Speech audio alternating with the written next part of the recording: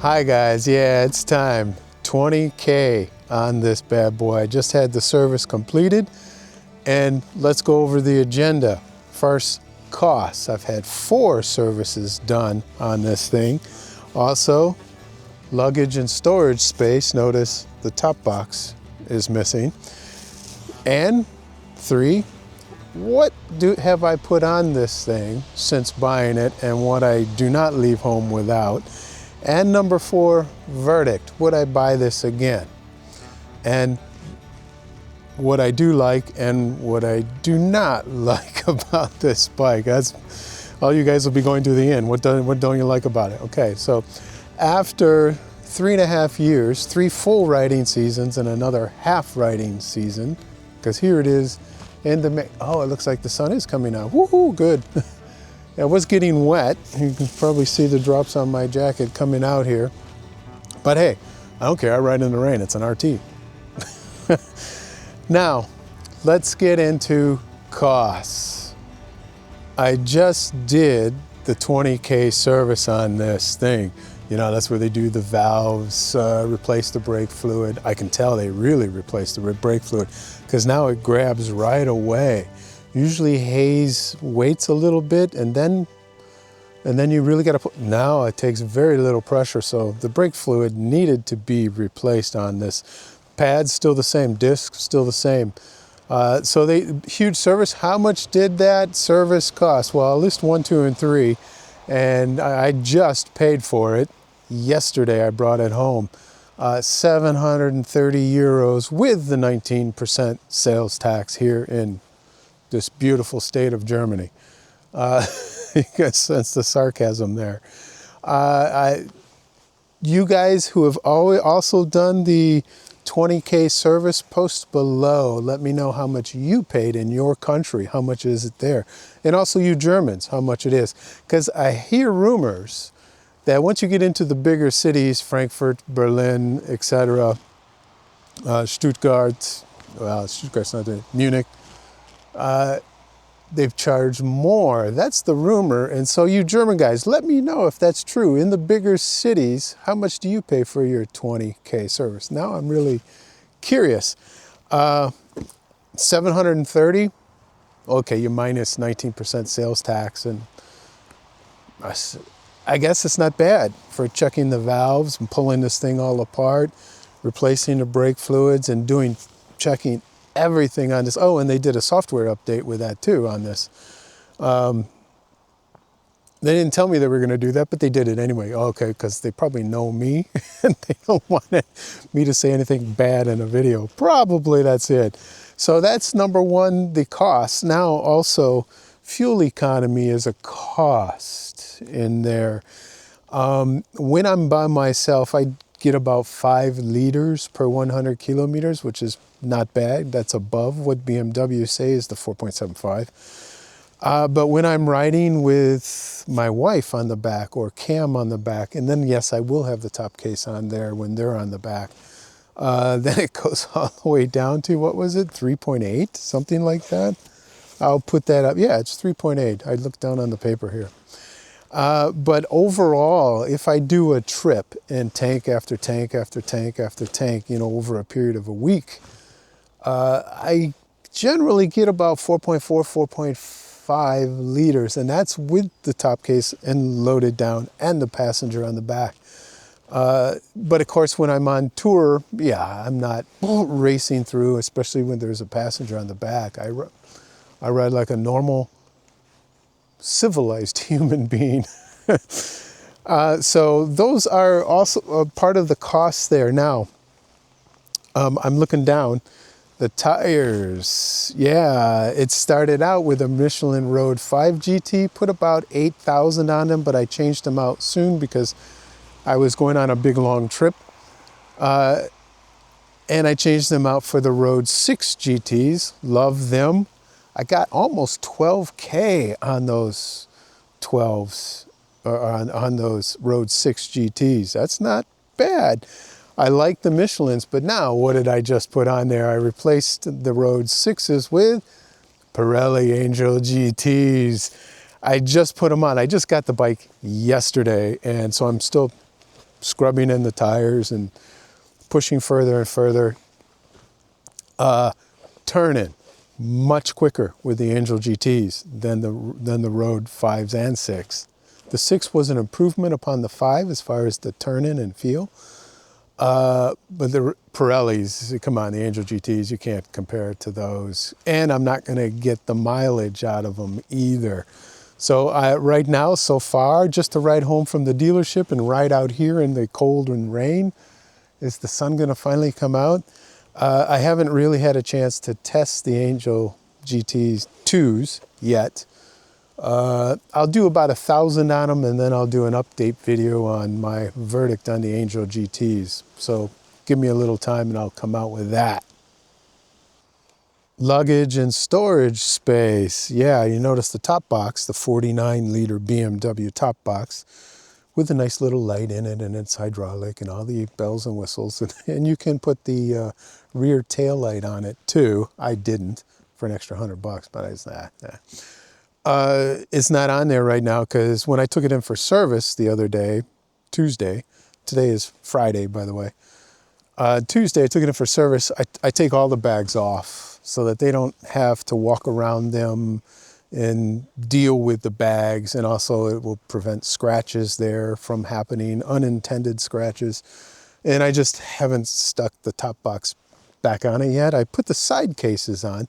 These are 35 liters each. And yes, I can fit any size helmet in the 2 sides. And in the top box, though, I can get 2 helmets, but they can't be big. I can get mine in there and a small one, or 2 small ones. 2 mine with my fat head, double and triple XL sizes is what my fat head is. I cannot get 2 of those helmets in there. I've tried. I have 2 big double XL helmets. I tried putting in there my helmets and they won't fit. But with my wife's or Cam's small helmets, she's got a little head. And of course, he's only 10, so he's got a little head. Although he's growing. We're going to have to get him a new helmet soon. Those 2 small helmets will fit in there in the top box by themselves, both helmets. Okay, but now this leads me to number 3. What do I keep in here? And I do not, and I repeat, I do not leave home without it. Well, if you look in the bag here, I always carry, there, I'll just let that go, something like this. Say, what is this? This is a jump starter, and yeah, you see it right there. That's an air compressor. This, I do not leave home without, yeah, it's Velcro. This is great. It's both the air compressor you plug in right here like this, plug that in the top, or, yeah, you have jumper cables in there. Because how many times you're on a ride with 8, 10, 12, 20 guys, and you're staying at a hotel, and the next morning, somebody's battery is dead. Usually not mine. No, it's never happened to me, but don't worry, guys. I got a battery jumper. Here we go. No problem. Or a million times, oh, my tire's low. I need air. We got to stop at a gas station. Oh, no, we don't have to. I got a compressor right here. Then let's go. I do not leave home without this bad boy here. This is the one I'm using. If you guys want to pick it up, I'll leave a link so you guys know where to grab something like this and slap it in your side case. Done, good to go. No, I do not get any commission or kickback from this. This is just the one I have. So I'll see if I can find a link and stick it below so you guys know what to look for. You don't have to get this brand or anything. Just grab something like that. Oh, and I just keep them in 2 separate sides is the tire repair kit, you know, where I have the pliers and I have all the other good stuff for if I get a puncture. So this is the puncture repair kit. And I have actually been out on a trip and I got a nail in the rear flat, and I used the tire repair kit repaired it, continued on with the trip, another 1,000 kilometers or whatever it was, and got it home, and then I changed out the tire. So that's what I used, that tire repair kit, and then the inflator. Then I know I don't have to call and then wait and then no, do it right here, right now. Give me 15, 20 minutes, boom, we're back on the road. So those two things I do not leave home without. Also, what I do not leave home without is this right here. You can see it, it's the Chigi. I'll put up the model and everything. This is my, I don't know what that is. Oh, that's gotta go in like that. I gotta push all that back in. What is that? I gotta push it there. This is the front camera. And I got the rear camera right here looking out the back. And also I have, oops, stop it. Oh, those are the cameras? Yeah. Where's the, what's it doing now? There we go. Now it's accessing my phone, and I'm on Google Maps here. So I do not leave home without that. Why? The BMW navigation, this just fails occasionally, disconnects, and then I got to pull over, reset it, and it's frustrating. If I'm by myself, it's frustrating enough, but then if I'm riding with others and I'm in the lead and they say, I got to pull over because the connection between my smartphone and this failed. It still then will just come up with turn by turn on here, but that's still annoying, you know, because then you just got an arrow and says turn in 500 meters, and it's like, so that's frustrating. So the Chigi 5-inch, I always have that as a primary or backup. Or if you have any motorcycle app, that's great. You can see it right on here and use this instead of that worthless piece of...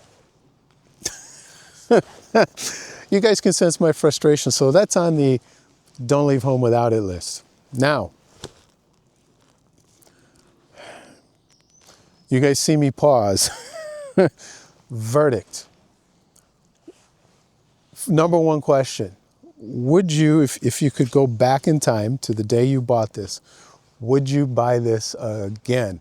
The answer is 100% yes. No regrets in buying this bike, period. I'm looking at keeping it, although Christian Vecca up at my local BMW dealership, in 2 weeks, they're gonna have the 1300 RT there. And he says, oh, now you have to trade, don't you? Right now, I'm of the opinion, no. Going by the pictures, I'm like, no. And I do not like that 1300cc boxer motor. It sounds stressed. And there's this howl sound, that howl. It sounds like it's hollow in the middle of the boxer motor, and I do not like that. I had the 1300 GS. I owned that in my garage for 10 months. Got rid of that in a heartbeat. I said, no, it's enough of that noise. So you can ask me right now, will you trade this 1250 for the 1300 RT? Gangsta, hells no. Nay, right now, that's my attitude. Now, maybe after I do a review of it and everything, I don't know. Will it do everything this does and then some? That's the question. And I don't think it will, to be quite honest with you guys. I'm being honest. I have not seen it, heard it, touched it yet, so licked it, tasted it, smelled it. You know, that's what we always say. So just wait for that video. Now, my overall verdict, I plan to keep this for a long time, even after riding the 1300 RT. I don't think I'll trade for that. Right now, I don't think I will, just to be quite honest with you. And to this date, since buying this in 22, I have not been on a more complete, well-rounded machine. And you guys know I ride over 30, 35 bikes a year. All makes, shapes, styles, all categories, everything. Still the winner. I cannot complain about this. This is my Cadillac on 2 wheels, period. It does everything and does everything well. It's my work bike. It's my tourer bike. It's my go run up to the store and grab stuff because I got plenty of storage space, or just takes 2 minutes to throw on the top box. And now I have over 100 liters of storage. I can just go grocery shopping and stick the 3 bags in here, 1, 2, and then in the top box. Cannot complain, guys. All right, guys, leave your questions and comments below. I will try to answer them. And also leave your costs for your services in the comments, because I'm curious as in the different countries, like in the UK, US, France, you Italians, Spanish, wherever you come from, India. I don't know if you guys have that big of a bike available in India or not, probably not. But whatever country you're from, let me know. Oh, and I just looked at these mounts. If you're curious about these mounts, I did a video on those also. Also, I did a video on this Chigi too. I'll put links to both of those videos in there, so if you guys want to see how I did it. And you notice the Garmin XT is no longer on here, it's the Chigi. Yeah, why? Google Maps. That's why I like that better. When going from point A to point B and I have my smartphone and somebody says, where's this place? They say, have you been here? And I'm like, show me where. Boom, and I heart it, put it in Google Maps. Then I come out to the bike and say, take me there, and boom. Can't do that with the Garmin. Well, you can, it just takes a lot longer. And that's sometimes frustrating. And then the Garmin has to see it. If it doesn't see the address, Google Maps has it. All right, guys, so that's why I have what I have on this bike. All right, leave the comments below and let's ask each other questions and see if I'm gonna change to the 1300 RT or not. We'll find out in about 2 weeks. I'm gonna ride it, not next week, but the following week. And the video up should be shortly thereafter. All right, guys, as always, ride safe and ride like there's nothing to prove. Take care. Cheers.